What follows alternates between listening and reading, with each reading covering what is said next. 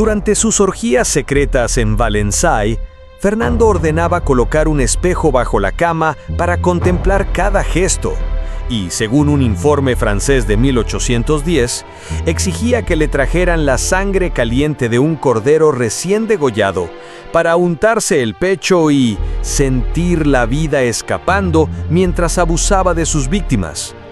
¿Quieres saber cómo un rey llegó a semejante depravación? La madrugada de 29 de septiembre de 1833 huele a cera rancia, sudor agrio y miedo. En la Cámara Real, Fernando III se retuerce sobre sábanas empapadas, el mercurio resbala por su piel lacerada, mientras los médicos con la mirada clavada en el suelo intentan no vomitar. La sífilis le habrá dado la carne y, según confiesan en cartas codificadas, también el alma. Lo consume un fuego que brota de dentro, escribe el galeno real del castillo. Entre alaridos, el rey pide agua bendita. Teme que su cuerpo sea un infierno diminuto. Nadie responde. Afuera, los pasillos están desiertos, custodiados solo por el eco de sus gemidos. Lo increíble es que este episodio de vergüenza culmina una vida dedicada a proyectar santidad. Pero para entender por qué España celebra en silencio la inminente muerte de su soberano, viajemos medio siglo atrás y sigamos cada huella, por más sucia que sea, que dejó sobre el mármol de la historia. Fernando nace un jueves ventoso, 14 de octubre de 1784. En apariencia, llega con todo a su favor. Un imperio que extiende sus banderas en 4 continentes, una corte opulenta y un linaje que presume de defender la fe católica. Sin embargo, en los salones se murmura que la cuna está carcomida por la traición. María Luisa de Parma, madre del recién nacido, sostiene al infante con ternura ante una multitud de nobles, pero su pensamiento, según diarios íntimos recuperados de su tocador, vaga hacia Manuel Godoy, el apuesto guardia que ha ascendido de cadete a primer ministro tras conquistar su lecho. Ese vínculo ilícito se esparce como pólvora y deja cicatrices invisibles. El crío respira, desde la primera hora, una atmósfera donde el deseo manda sobre la ley. A los 8 años, alguien descubre la primera señal de alarma. Un lacayo encuentra al pequeño príncipe abriendo en canal una golondrina con el alfiler que su madre usa para sujetar su mantilla. Los tutores acuden horrorizados. El niño sonríe con curiosidad casi científica. 2 semanas después, el preceptor de latín intenta corregirlo y acaba desterrado a Mallorca sin explicación.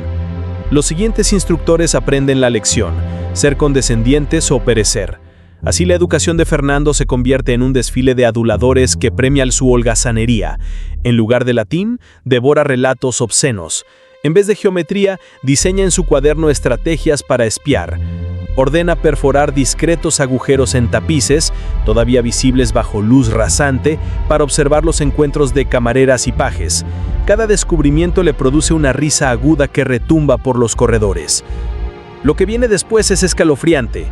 En 1802, su boda con María Antonia de Nápoles promete canalizar semejante energía. La princesa trae un séquito de músicos, libros y porcelanas italianas, soñando con convertir Madrid en un centro cultural. Su primera noche nupcial rompe todas las ilusiones. Crónicas secretas, atribuidas al confesor de ella, revelan que Fernando la obliga a imitar escenas que ha visto en una versión manuscrita del Decamerón, empleando bastones de marfil y espejos colocados para su propio regodeo. María Antonia envejece una década en pocos meses. Se le apaga el brillo en los ojos, evita el contacto humano y anota en su diario que el palacio es una caverna.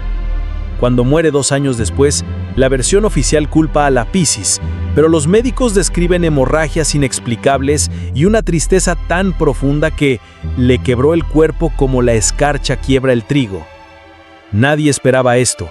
Apenas enterrada la princesa, estalla el motín de Aranjuez.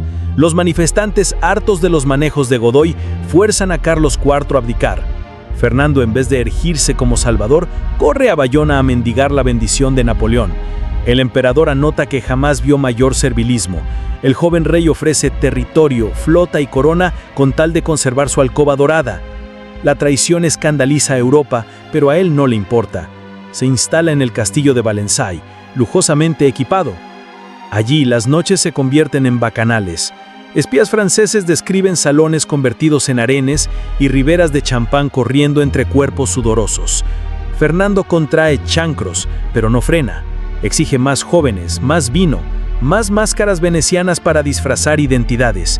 En cartas interceptadas se jacta de haber degollado la virtud con la espada de la necesidad.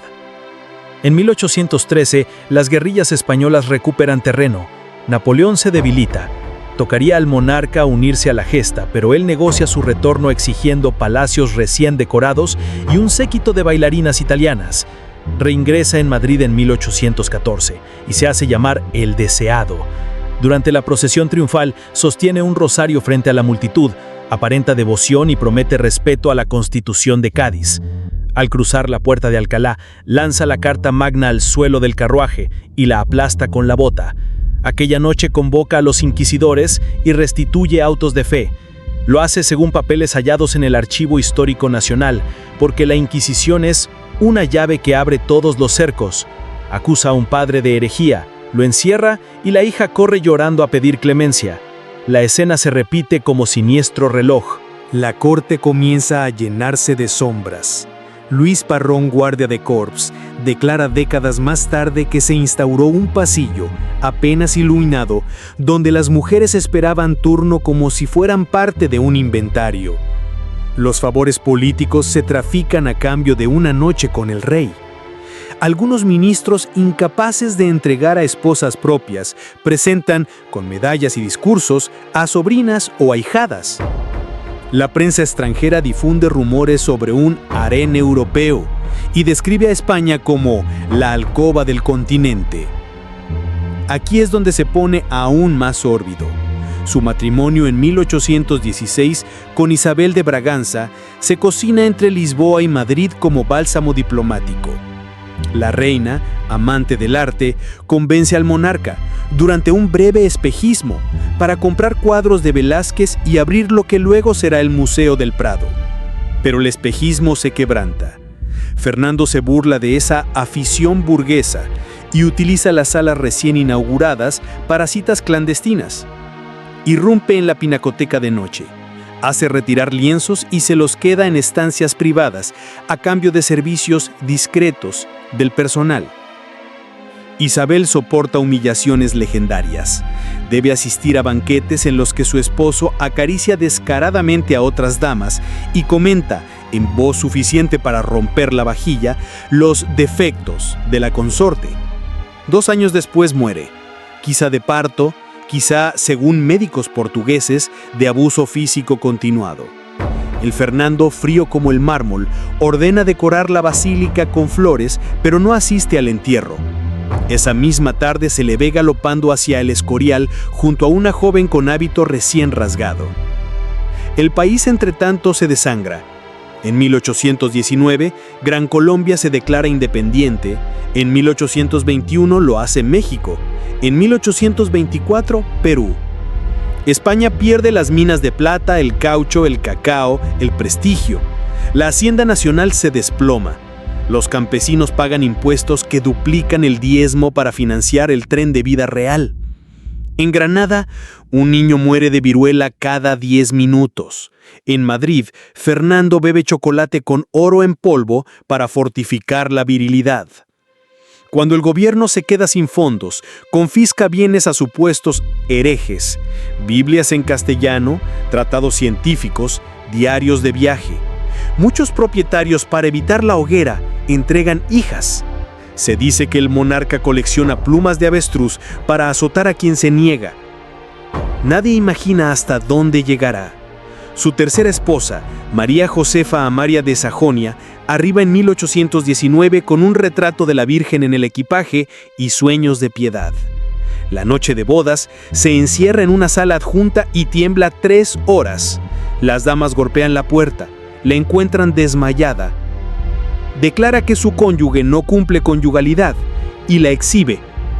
Discípulos suyos cuentan que hacía traer al lecho libros prohibidos para leerle pasajes libidinosos, mientras ella, con rosario en mano, trataba de no llorar. 2 años después se la lleva a la muerte. El parte médico habla de agotamiento del sistema nervioso. El viudo autoriza un funeral modesto. Él no asiste porque está en Aranjuez eligiendo nueva amante. Durante el trienio liberal, 1820-1823, España intenta un respiro constitucional. Fernando, prisionero más de su lujuria que de los militares sublevados, firma decretos a regañadientes. Sin embargo, a escondidas, alienta a la Santa Alianza para que envíe los 100,000 hijos de San Luis.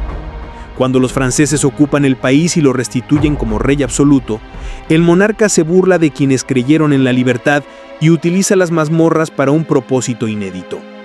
Selecciona cautivos varones cuyas esposas son apetecibles. Promete indulto a cambio de una velada cordial.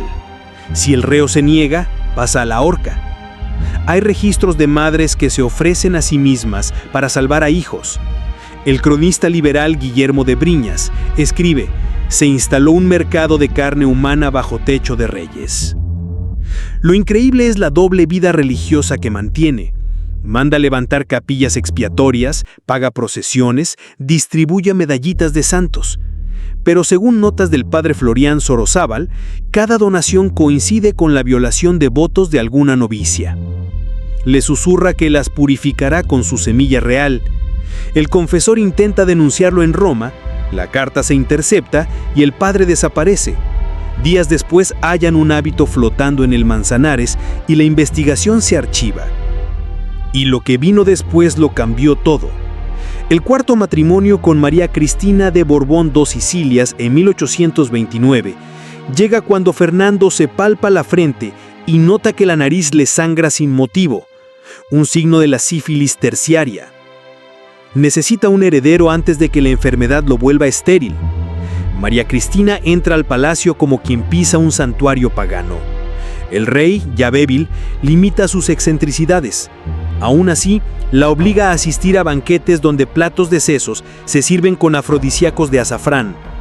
Ella aguanta, tal vez por deber, tal vez por miedo, y queda embarazada.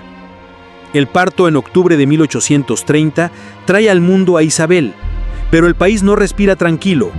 Los carlistas denuncian la pragmática sanción que permite reinar a una mujer y claman por Carlos María Isidro. La amenaza de guerra civil ya se alza mientras el monarca combate su propia putrefacción. Los últimos 3 años son un viacrucis. La sífilis le perfora el paladar. La comida se le escapa por la nariz. Mandan traer médicos ingleses, pero nada puede revertir el daño. Fernando sufre dolores óseos, pierde la visión de un ojo, tiene alucinaciones. Pide que instalen 8 relicarios en la estancia porque dice ver monjas sin rostro, acusándolo. La servidumbre rota 2 horas porque el olor desmaya. El Real Botánico suministra hierbas milagrosas. Él grita que arden en su vientre. María Cristina dirige reuniones de gobierno desde un gabinete contiguo. La gente la tilda de viuda prematura. 23 de septiembre de 1833, el rey ordena confesión general. El padre toscano sale pálido, solo murmura: no hay arrepentimiento verdadero. 6 días más tarde, con el rostro hundido y la lengua agrietada, Fernando pronuncia su última frase: que apaguen las lámparas, ya he visto demasiado. El resto es un jadeo, un crujido, un silencio. Nadie ofrece responso público. La guardia cambia el turno sin trompetas. Los príncipes rivales, Carlos y sus partidarios, conspiran. Empieza la guerra carlista. Lo más sorprendente sucede tras el entierro. El féretro, comandado por cortesanos obligados, desciende a la cripta del Escorial acompañado por menos de una docena de lágrimas aparentes. Un testigo anónimo deja escrito: cuando se cerró la lápida, el aire olía a vendaval limpio. Madrid celebra discretamente. Campanas que repican por deber se mezclan con tabernas rebosantes de vino barato y brindis a media voz. Los panfletos liberales, difundidos de noche, proclaman: ha muerto el gusano que roía nuestra dignidad.